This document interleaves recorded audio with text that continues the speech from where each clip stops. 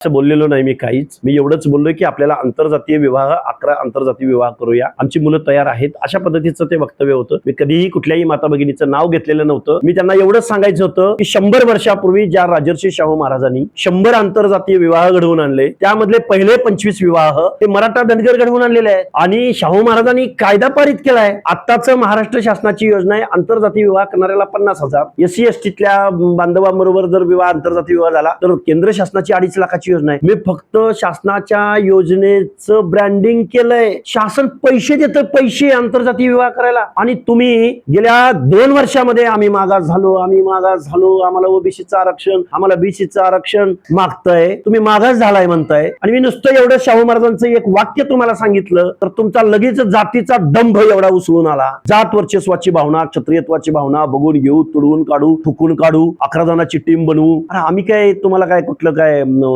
अरबस्तान पाकिस्तान मधनं आलेले वाटलो काय? गावागावात आम्ही आहोत. तुम्ही रस्त्यावर उतरत असाल तर काय आम्ही रस्त्यावर उतरणार नाही का? त्यामुळे असल्या धमक्या बिमक्या, पोकळ धमक्या कुणाला द्यायचे त्याला द्या. आमच्या नादाला तुम्ही लागण्याच्या भानगडीत पडू नका. माझ्यावर 70 पोलीस स्टेशन मध्ये गुन्हे दाखल झाले तर आम्ही कायदा पाळणारे आहोत. आम्ही जाऊन हजर होऊ, वाजत गाजत जाऊ आणि संविधानाचा सन्मान करून संविधानाची भाषा बोलण्याचा प्रयत्न करू.